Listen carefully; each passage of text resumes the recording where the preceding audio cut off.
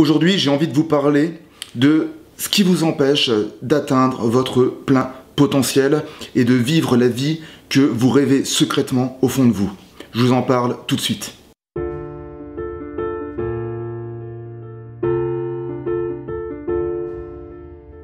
Ce que je vais vous expliquer, c'est à la fois assez simple et en même temps un petit peu complexe. Et pour cela, je vais revenir aux origines, à la base, c'est-à-dire à votre naissance. Quand vous naissez, vous êtes comme un sous-neuf. Votre corps est en pleine formation et votre cerveau est en pleine formation lui aussi. Les premières personnes à vous éduquer, c'est vos parents. Et vos parents vous donnent, et ça je le crois vraiment, pour la majorité, vous donnent la meilleure éducation qu'ils pensent être juste. Et pour cela, ils vous ancrent des croyances dans votre tête. Donc des croyances, ça peut être, il faut être poli, il faut avoir du respect pour les autres, donc des bonnes croyances, mais il peut aussi y avoir des croyances qu'on appelle des croyances limitantes qui vont vous bloquer tout au long de votre évolution. Ensuite, vous allez à l'école, et à l'école, là c'est pareil. Vous allez avoir des instituteurs qui vont vous former, qui vont eux aussi avoir leurs croyances, et auront envie de vous transmettre leurs connaissances et de vous former à leur image. Et là, ce qui est important de comprendre, c'est que c'est pareil. C'est leur image, c'est leur croyance. Et de là, ils vont aussi vous transmettre des croyances limitantes qui vont vous empêcher d'évoluer sur votre vrai soi. Ensuite, ce qu'il faut comprendre, c'est qu'au niveau de vous-même, très rapidement, vous pouvez avoir des rêves dans votre tête. On voit beaucoup d'enfants qui rêvent, pourquoi pas, d'être paléontologue, d'être musicien, d'être star. Mais malheureusement, et le constat est là, c'est que toute l'éducation que vous recevez de la part de votre environnement, cette éducation va vous mettre des croyances limitantes pour vous dire « Mais non, mais tu sais, la vie, c'est pas vraiment ça. Là, t'es dans le rêve. » Ce qu'il faut, c'est que tu travailles à l'école. Il faut que tu aies des bons résultats. Il faut que tu aies un travail. Il faut que tu aies une habitation. Il faut que tu aies une famille, un chien, un chihuahua, ce que vous voulez. Et dans l'idée que vous soyez dans la normalité. Mais à y réfléchir, qu'est-ce que la normalité? En tout cas, le constat est là. Toutes ces choses sont ancrées dans votre tête durant des années jusqu'à ce que vous cherchiez l'indépendance aux alentours, on va dire, peut-être de 18 ans. Après, pour des personnes, ce sera peut-être avant, ce sera peut-être après, mais voilà, pour donner une base, on va dire 18 ans.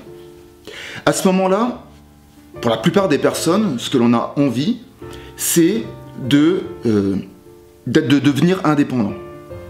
Et pour devenir indépendant, il nous faut un travail. Alors pour certaines personnes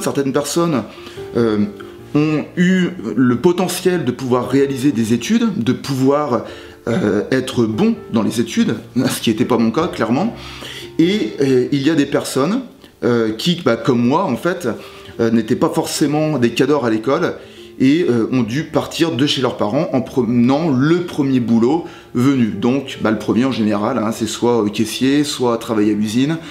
Pour ma part, c'était travailler à l'usine et faire les 3-8. Et de là, la vie commence. Nous avons nos premiers salaires. C'est la fête. Je me rappelle, c'était la fête. C'est là qu'on commence à acheter des belles baskets à 100, 130 euros. C'est là qu'on commence à partir en vacances, en voyage. C'est là qu'on commence à vouloir avoir son premier logement, à avoir sa première voiture et à faire son premier crédit, bien évidemment. Pourquoi pas, tant qu'à faire, la banque est là pour nous aider. Et puis en même temps, pour nous asservir. Mais à y réfléchir, est-ce que le système n'a pas envie que l'on prenne cette voie-là? Ça, c'est une bonne réflexion. En tout cas, mon avis là-dessus, c'est que quelque part, le système a envie qu'on prenne cette voie-là. Par la suite, vous continuez dans cette voie-là.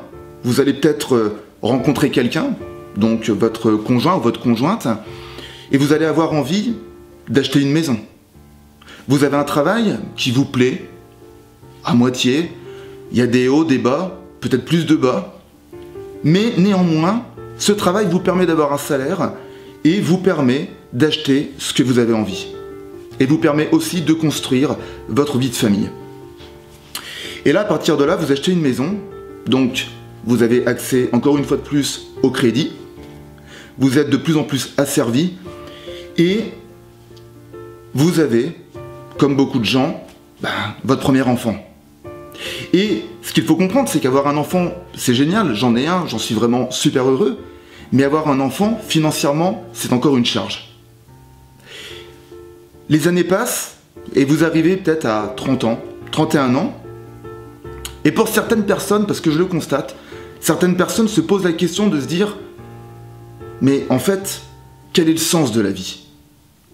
Est-ce que le sens de la vie, c'est de faire mes journées de travail, de payer mes factures, d'avoir mon salaire bien évidemment pour pouvoir les payer, de partir en vacances, d'éduquer mes enfants? Est-ce que c'est vraiment ça le sens de la vie? Pour certaines personnes, et quelque part on pourrait dire heureux les simples d'esprit, certaines personnes ne se posent pas la question. Mais je suis sûr que même parmi vous, il y a beaucoup de gens qui se posent cette question. Quel est le sens de ma vie? Et vous voyez, le sens de la vie, eh bien au fond, quand nous étions jeunes, nous avions des rêves. Et ces rêves, on les a secrètement mis de côté pour laisser place aux croyances limitantes que nous ont données l'éducation que nous avions dans notre environnement.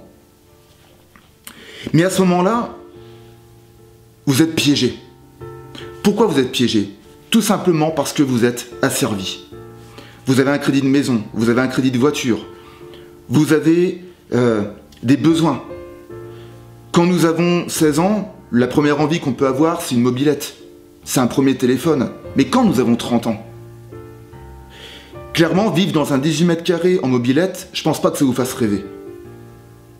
Mais d'un autre côté, vivre la vie que vous rêvez, avoir une habitation, une belle habitation que vous souhaitez avoir peut-être voyager, vous former, profiter de la vie, eh bien en même temps, est-ce que vous avez réellement les moyens financiers de pouvoir l'atteindre? Et même sans parler de moyens financiers, est-ce que vous êtes vraiment heureux dans votre vie,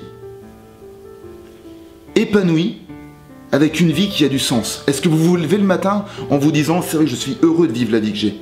Je suis heureux de pouvoir vivre la vie que j'ai toujours rêvé depuis mon enfance. » Mais malheureusement, vous l'avez compris, il est beaucoup plus compliqué quand nous avons 30 ans et que nous sommes asservis par toutes nos factures, par la vie que l'on a, par les envies que l'on a, de pouvoir reprendre notre vie en main, d'avoir le courage de pouvoir se dire en fait, peut-être qu'il va falloir que j'appuie sur reset, que je revoie ma pyramide d'investissement et de me dire que peut-être qu'aujourd'hui, l'investissement principal, c'est moi-même.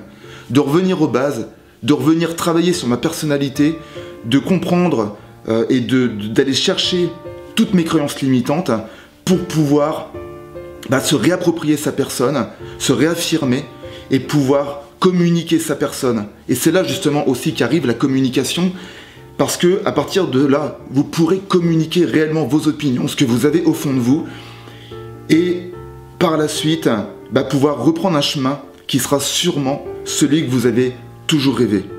Alors clairement, il est clair, ça demande beaucoup de courage, ça demande de faire peut-être du tri dans les personnes que l'on a autour de nous, peut-être que ça nous demande de faire du tri dans les crédits que l'on a, peut-être que ça nous demande de devoir avoir une vie peut-être plus minimalisme pendant un certain temps. Mais clairement, est-ce que le jeu en vaut pas la chandelle? Voilà, c'est la question que je vous pose. En tout cas, pour ma part, sachez que je vous aiderai dans mes vidéos à vous apporter toutes mes connaissances, mon expérience sur ce sujet, parce que, comme vous, pendant des années, j'ai été dans ce système, j'ai toujours été ballotté entre le fait d'avoir une vie comme la plupart des gens, mais en même temps de me former à côté, de pouvoir atteindre mon plein potentiel. Et clairement, il a fallu que j'attende des années pour pouvoir me rendre compte que j'étais bien à côté de la plaque, clairement, n'ayons pas peur des mots, et qu'il fallait que je me réapproprie ma personne, que je revoie en fait mes priorités, et pour cela, clairement, il est clair que ça fait mal, ça ça demande beaucoup d'abnégation, mais en même temps, cette motivation, je vais vous dire en fait quelle est la source de la motivation, c'est l'amour que l'on a pour soi et l'amour que l'on a pour son projet, l'amour que l'on a pour la découverte de son projet. Voilà, j'espère que cette vidéo vous aura plu. Là, je vous ai un petit peu partagé ce que j'ai sur le cœur. Je vous ai partagé, en tout cas aussi, les personnes que j'ai envie de toucher à travers cette chaîne YouTube. Peut-être que vous faites partie de ces personnes, peut-être que vous en faites pas partie. Peut-être aussi que, au fond, vous en faites partie, mais que vous n'osez pas encore pouvoir mettre le doigt sur votre plein potentiel. Mais en tout cas, voilà, sachez que je serai là pour vous aider si vous avez envie, bien évidemment, de prendre ce chemin-là. Je vous dis bonne journée, prenez soin de vous, bonne semaine et n'oubliez jamais, toute évolution provient d'une action. Ciao!